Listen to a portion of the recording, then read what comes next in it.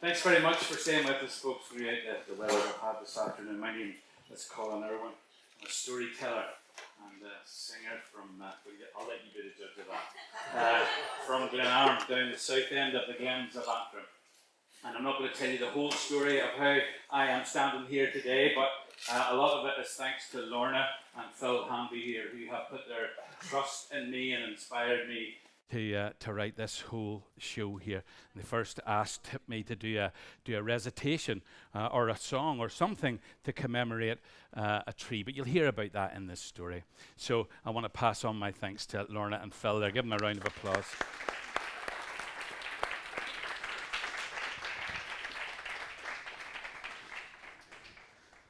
So this is the first time this has been performed live. This is, I guess, a premiere. It's been done a couple of times on Zoom in America, but you're getting it firsthand. Here we go. The Little Gold Ring. May 1588, and the greatest fleet of warships the world has ever seen is assembled at Lisbon in the mouth of the mighty Tagus River. They will become known to history as the Spanish Armada. And believing themselves invincible and guided by divine providence, they set out from Coruña on the north coast of Spain in July that year. And some of the men carry with them fidelity rings, treasured love tokens given to them by sweethearts and lovers who pray for their safe and faithful return. And I need you to sing with me now. We're going to do a sea shanty. Farewell to you beautiful senoritas. Farewell to you senoritas of Spain. I am bound o'er the sea to fight for the king, but I promise to cherish your little gold ring. Little gold ring, I promise to cherish your little gold ring. 200 padres to hear our confessions, 200 padres to pardon our sins, and if heaven can wait, I'll return in the spring. For God knows I cherish your little gold ring. Little gold ring, God knows I cherish your little gold ring. I fear not the depths nor the billowing ocean. I fear not Diablo nor Admiral Drake. In the gale of a wind you will still hear me sing. Oh, my love, how I cherish your little gold ring. Little gold ring, my love, how I cherish your little gold ring. King Philip has sent us to conquer old England. King Philip has paid us in silver and gold, and it's over the sea like a bird on the wing. And I always will cherish your little gold ring. Little gold ring, I always will cherish your little gold ring. Little gold ring, I always will cherish your little gold ring.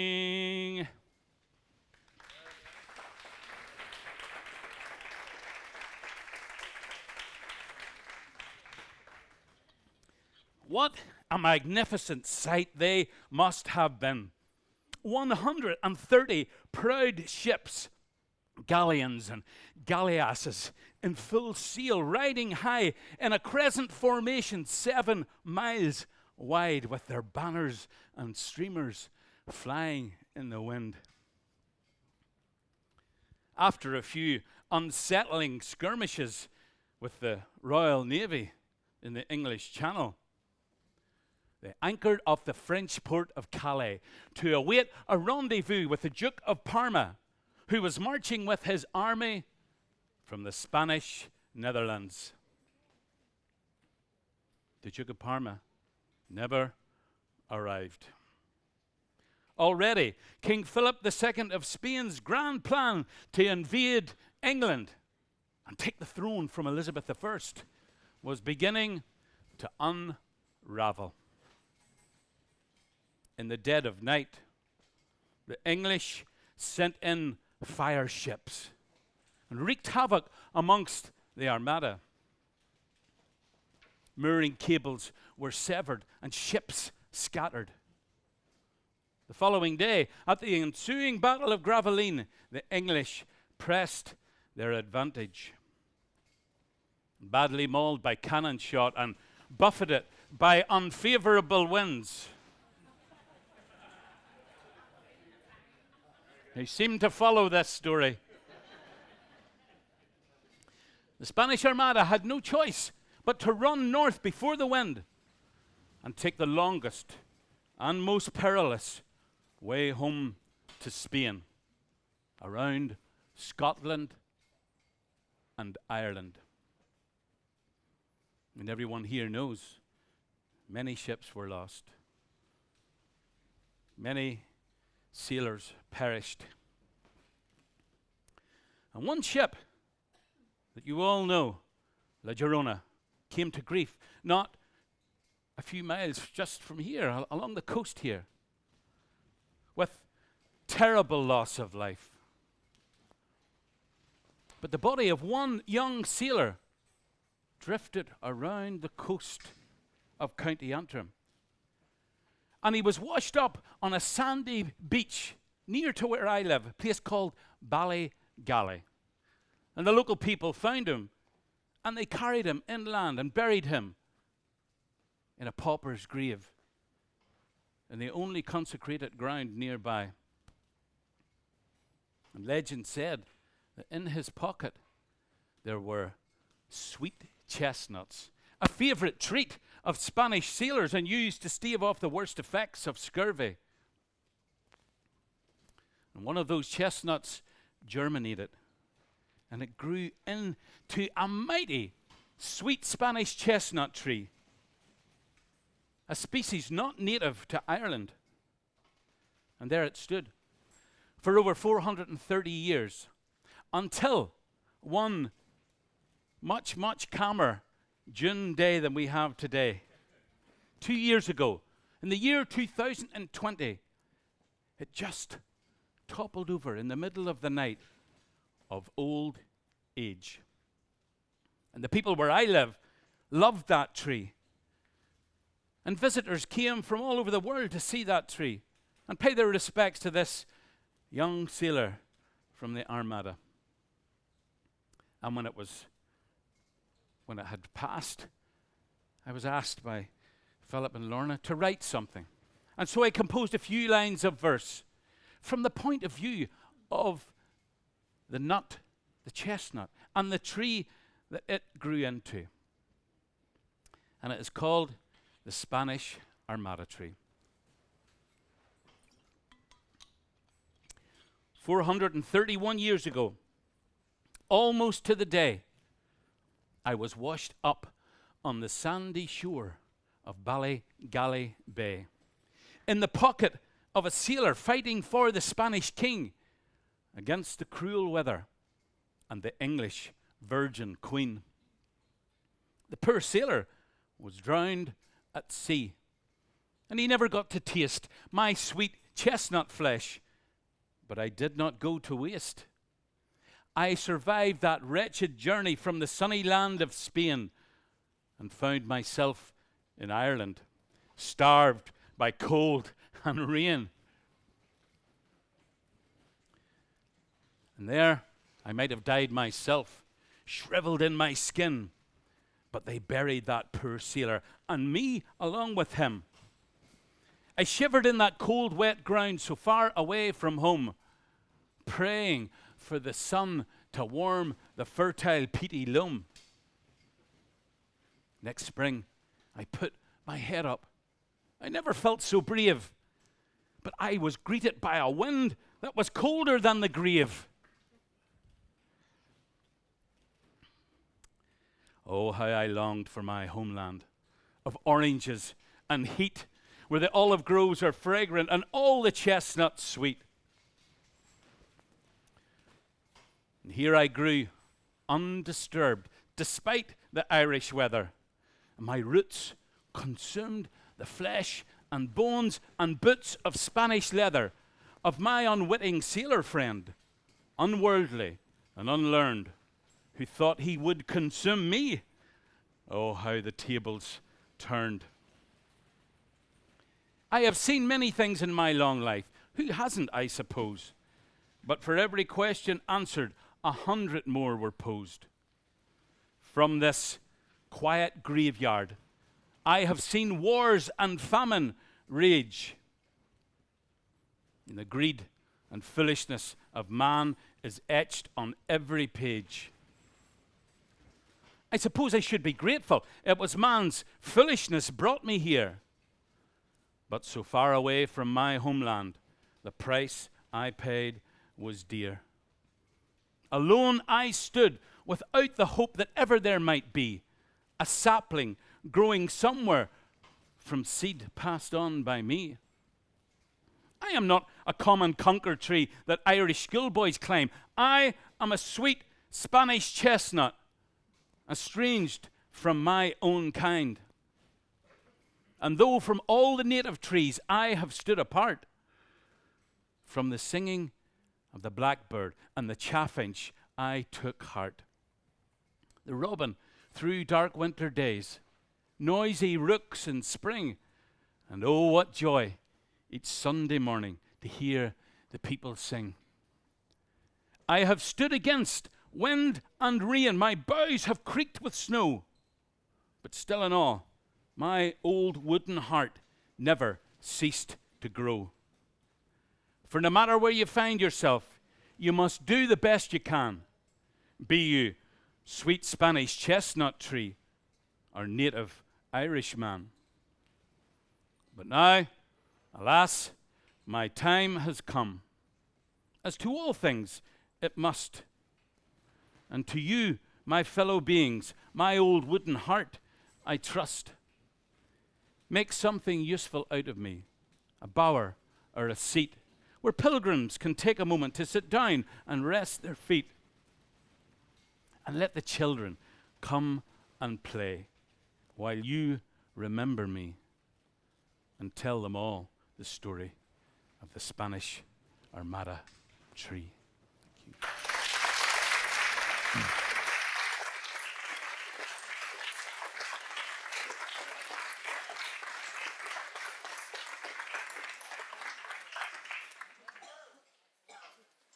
Let us go back to October 1588 on the rugged northwest coast of Ireland.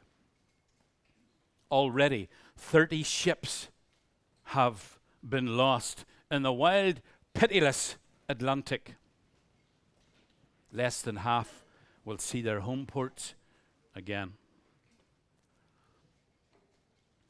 Those ships still afloat. Their canvas is torn, spars are broken, their hulls leak like colanders. The crews are exhausted. Men are starving from cold and hunger. The water in their barrels has turned to green slime. In conditions of filth that cannot be imagined, these men cling to life. Scurvy and typhoid fever run rife. But our little ship, La Girona, she is in Donegal Bay, straining at anchor. Her situation is grave. She has one mooring cable, a broken rudder. She's designed to carry 50 cannon, 500 fighting marines, but soon her decks will swarm with 1,300 men. Survivors from 2 other wrecks. You see, thousands of sailors survived the ordeal of shipwreck, only to be set upon by Irish clansmen while the surf still broke around their ankles. They were stripped of every scrap of silver and gold they possessed and every stitch of clothing they wore. And then, naked and shivering, they were put to the sword, hung or bludgeoned to death. It was one of the most barbarous and shameful episodes in Ireland's long and bloody history. But some of the Ulster chieftains, they defied their English governors.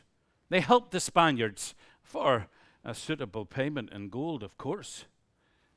Men like McSweeney Banach, through his intercession, timbers were salvaged from other wrecks. La Llorona fixed her rudder. They re-provisioned their ship. All but 5 of their cannon were tossed over the side to make room for their new cargo. 45 tons of human flesh. And on the 26th of October, 1588, they sailed out of Donegal Bay. 1,300 men on board, 200 they had left behind. Their captain sailed their ship around the north coast of Ireland. His journey was fraught with peril, so unfamiliar was that coastline to him. The next day, the crew caught their first glimpse of Rathlin Island and the Mull of Kintyre. Scotland and salvation was half a day sailing away. But as night fell, that malevolent yellow sun slipped down behind the hills of Donegal, and darkness seemed to goad the sea into fury. And just before midnight, La Llorona was dashed onto the rocks at Lacada Point near the Giant's Causeway. Forevermore, people would stand on the cliff tops and look down into the rocky inlet we call Port na España and say, a ship of the Spanish Armada was wrecked here many years ago. Well, 1,300 men entered the water. A handful survived. Some say 5, some say 7, some say 9. They lived to tell their tales, but these are for another day. Come listen to my story, lads, and I'll not steer you wrong. It's of my short and wasteful life, so I won't detain you long. My name is Zago Augustine. I was born in Venice in the year of our Lord, 1569. I dreamt of great adventure. I was swept along by the tides of fortune, and the great invasion fleet of Spain seemed as irresistible to me as it was invincible. But like so many, I soon tired of the song and dance of war. I could not foresee that my young life would be cut short and I would perish on this God-forsaken coastline of Ireland. As I entered the water, the freezing, billowing sea, the air was pushed from my lungs. Down I sank. All around me was the roar of the wind and the crash of waves on those black rocks. It was the noise of 1,000 cannon. And all around the wind screamed with the voices of 1,300 men calling out for their loved ones and making their last pleas unto God. The wind screamed death. 3 times I clawed my way to the surface and took great gulps of breath. I inhaled air and sea spray, and I coughed and I choked and I sank beneath the waves again. And then eventually, I took one last involuntary breath. And my lungs filled with seawater. My mind was filled with images, colorful pictures of my youth, my boyhood, and my mother. I thought about my sweetheart back in Spain. I remembered the ring that she'd given me. I put it to my lips. And then for some reason, I remembered the last conversation I had with a shipmate, whose name I cannot now bring to mind. I laughed to myself when I remembered about the chestnuts in my pocket. I was saving them for a moment I might be able to steal for myself. And then the weight of my garments and my sea boots dragged me down beneath the tempest. I was drowning. It was not such a fearful thing as you might imagine. A warmth grew in me. It spread throughout my body, down my limbs, to my toes and my fingers. And a great calm came over me as I sank further down. And when I realized I had given up the struggle for life, I was free. I could look around me. I saw flashes of light where fish were turning. I saw swirling green iridescence like the northern lights I'd seen just a few weeks before. And then, out of the darkness, I saw swirling, twisting shapes coming towards me. I did not feel any fear. And then I saw eyes. They came closer and closer. And still I felt no fear, for in those eyes I could see care and concern and compassion. And then one face resolved into that of the most beautiful woman I had ever seen in my life. Her hair drifted behind her in golden brown tresses. She had the face of an angel, the skin of alabaster, lips like a rosebud. But it was her eyes that were most captivating to me, for they seemed to peer into my very soul.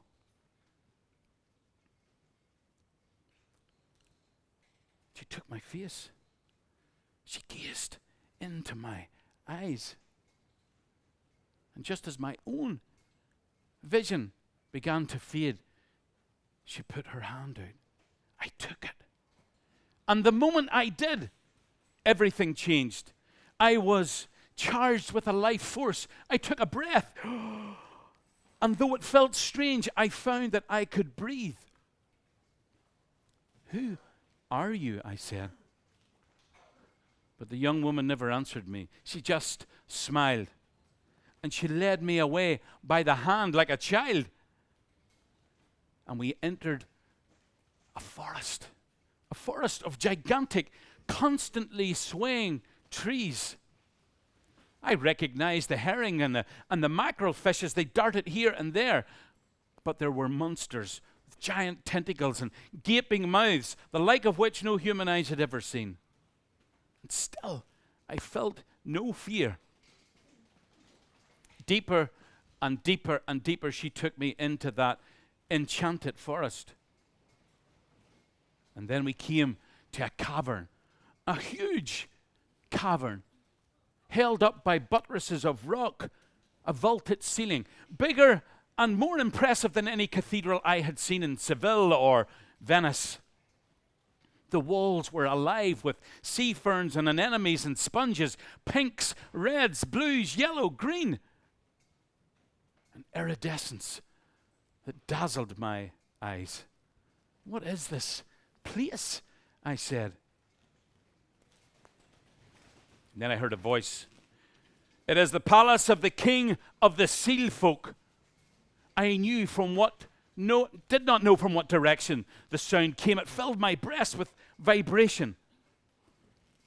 And for the first time, I admit, I felt some trepidation.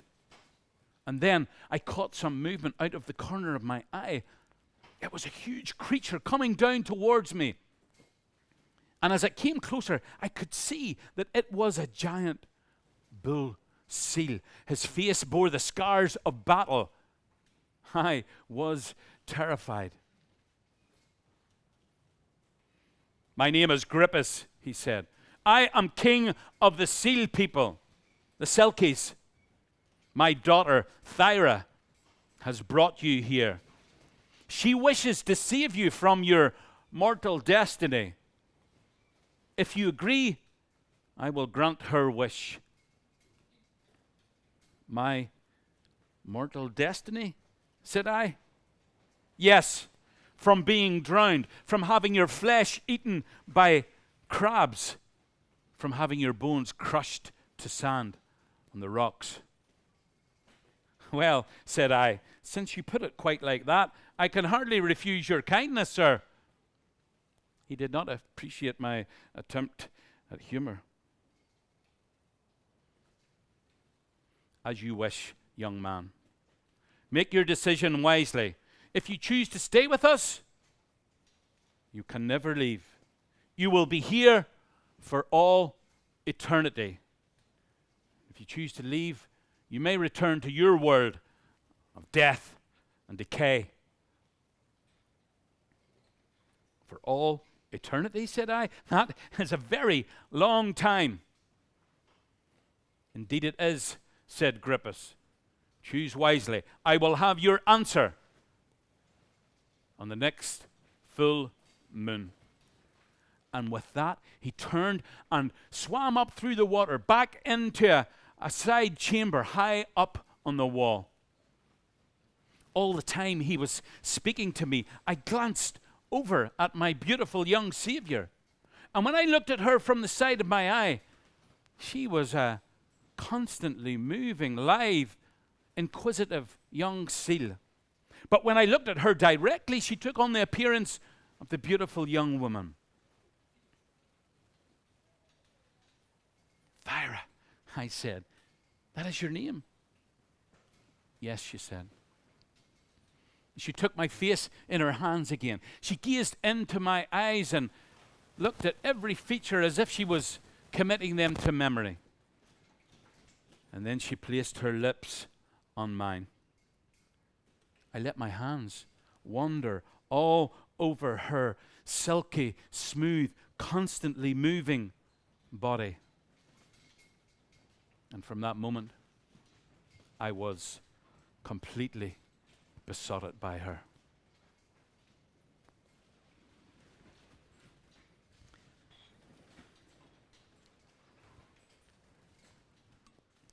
Come listen to my story, lads. I'll not steer you wrong. Day after day, we swam through that forest. We played hide and seek with the other young selkies. We ate when we were hungry. We rested when we were weary. We wanted for nothing and knew no care. Well, I forgot all about my former life and loves. Until one day, I was watching Thyra in the current. I was so in love with her.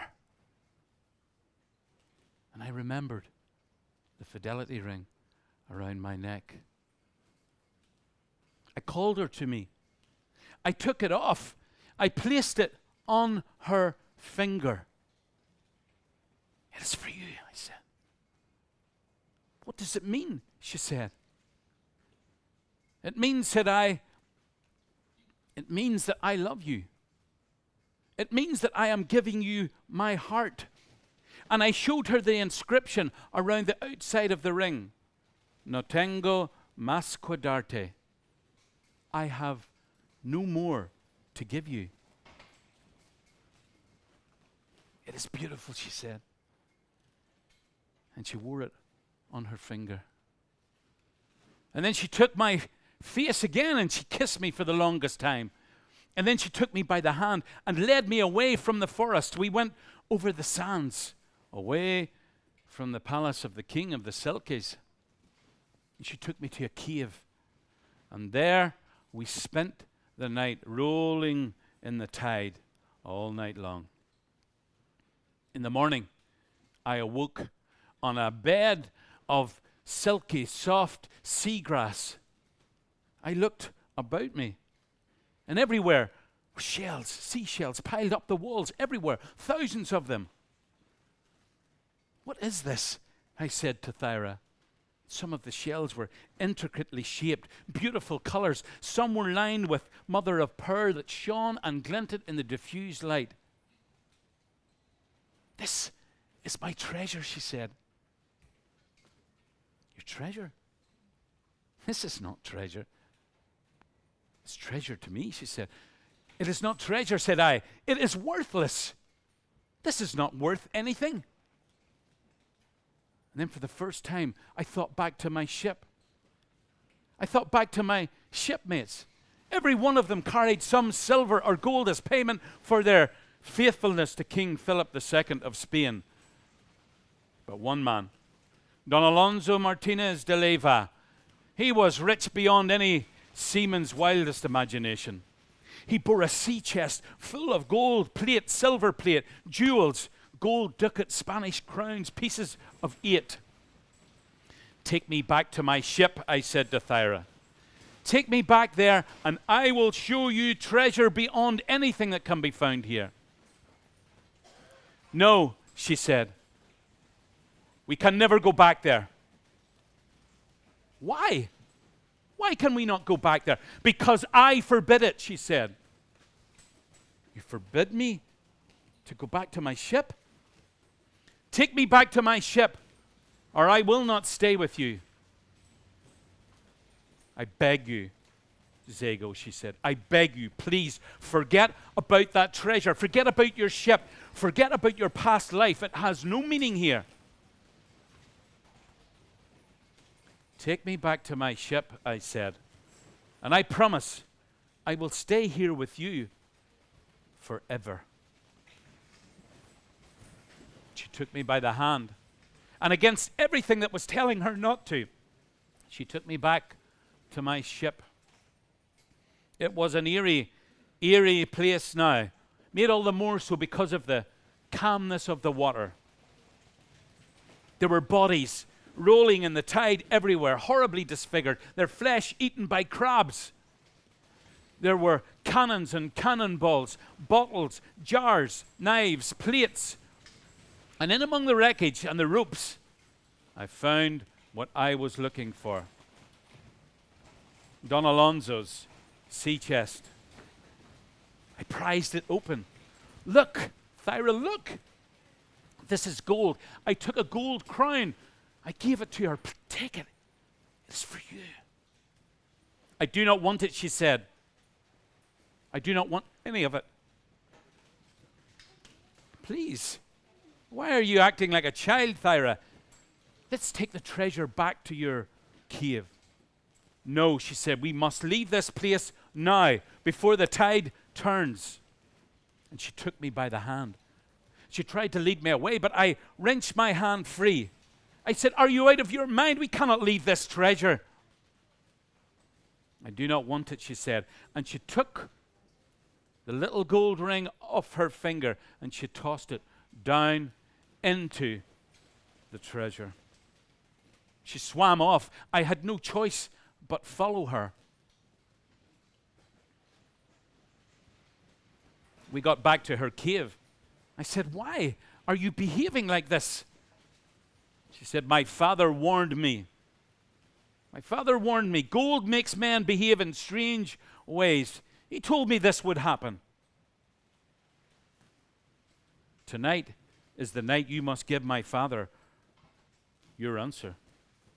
But my mind was somewhere else. I said, what if What if we return to my world, you and I, and we take the treasure with us? No, she said. We cannot. We would be bound by a mortal destiny. I said, you are a selkie. You are a mortal. Not in your word, she said. I said, if we took the treasure, we could live forever in luxury. We could live in a villa. We would have servants at beck and call. We could have everything our hearts desire. We have everything our hearts desire, she said. We have nothing here. Nothing. And so it went back and forward. Thyra tried to convince me to live in her world, in contentment and love. And I tried to convince her that the only sane thing to do was to take the treasure and return to my world and live in wealth for the rest of our days. That night, Grippus came down from his chamber. I will have your answer, he said. I could not look at Thyra. I could not look at her directly. I shielded my eyes from her gaze. And I said, I wish to return to my world. So be it, said Grippus. And Thyra let out a cry of anguish that could be heard halfway across the ocean. No!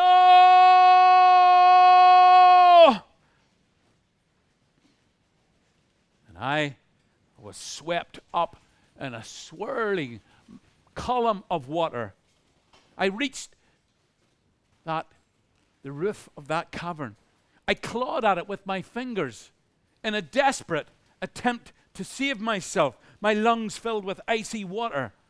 I sank down through the sea, and I remembered my youth, childhood, my mother, my sweetheart. And then I realized, I know this feeling. I am drowning. What a fool I am. And the warmth began inside me. It spread throughout my limbs to my toes and my fingers.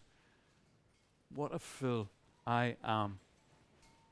And the last thing that my mortal eyes saw was the beautiful face of Thyra staring into my eyes. She looked so sad as she kissed me one last time. Thank you.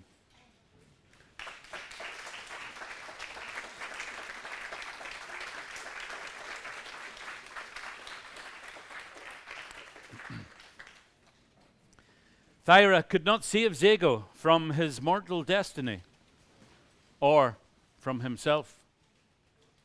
But nor could she bear to think of him being eaten by crabs and his bones crushed to sand on the rocks. And so she took his young body.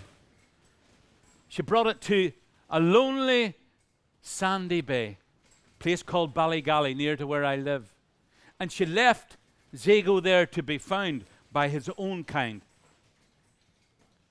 And when the people there found Zago lying in the sand, untouched by the sea, they were amazed. And they brought him to the nearest consecrated ground and they buried him. And in his tunic pocket were sweet chestnuts. One of those nuts germinated and grew into the mighty sweet chestnut tree. And there it stood for 431 years and marked the last resting place, the pauper's grave that had been decreed by destiny for Zago.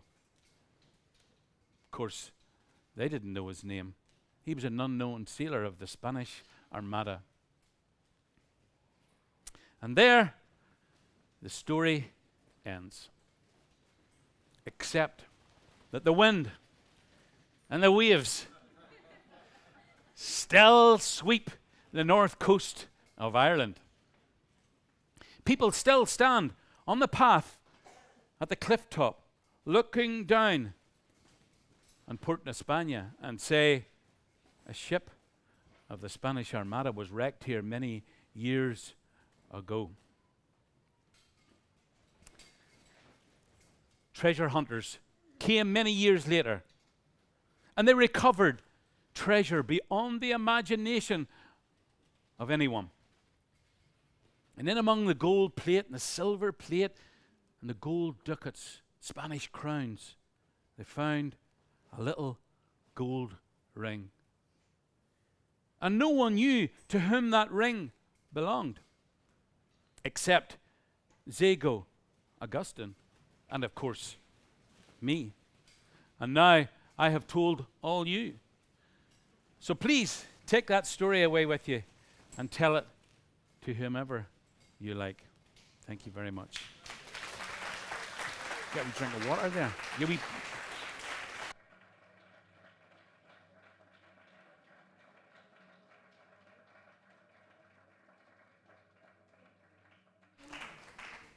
So I have one more thing to give you.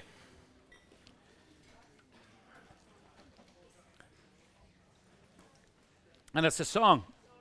You're okay? It's a song.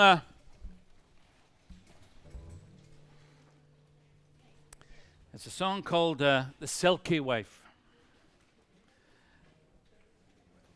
and it encapsulates the whole story that you've just heard.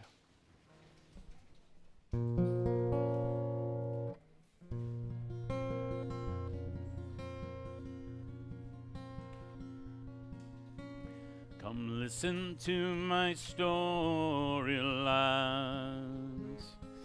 I'll not steer you wrong. It's of my short and wasteful life, so I won't detain you long. I sailed with the Armada boys. I was handsome, brash and brawn.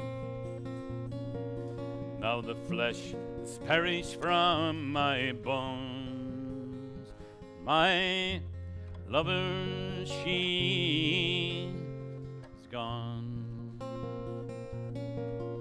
'Twas a dread day when our gallant ship, La Llorona, she went down. 1,300 marineros on Erin's shore were drowned.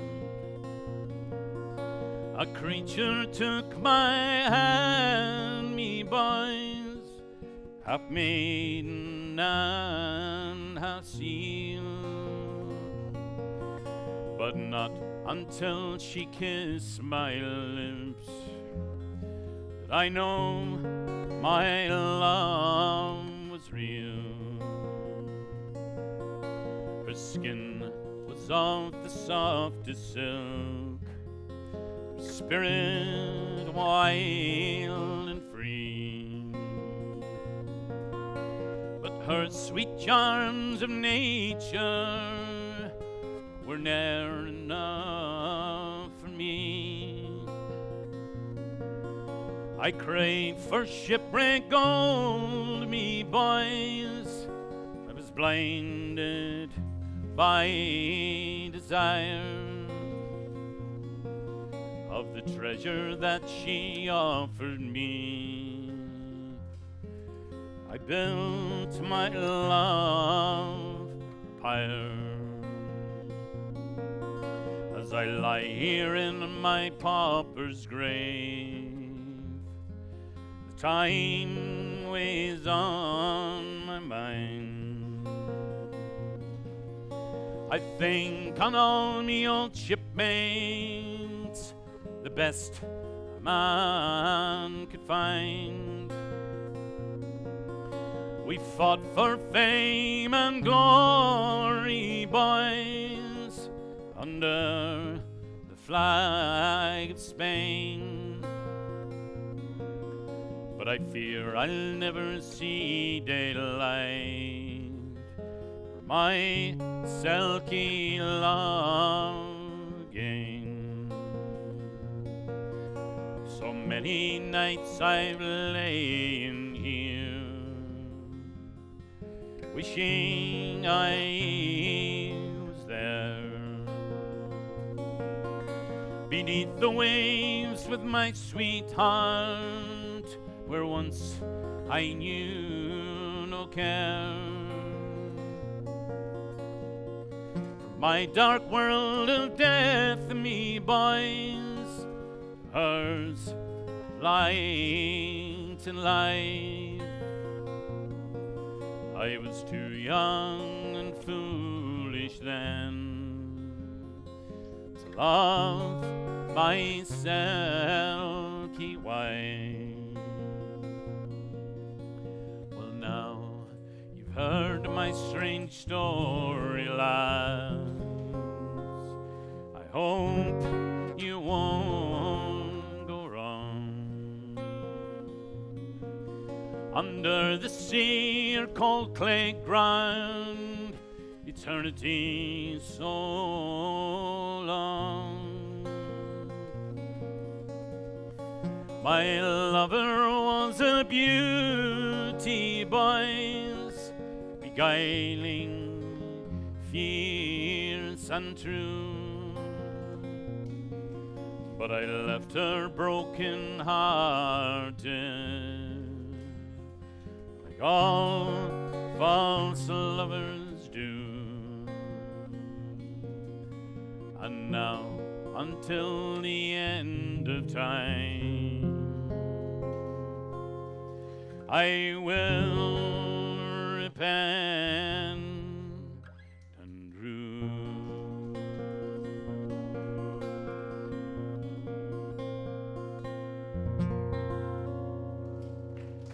Very, very much.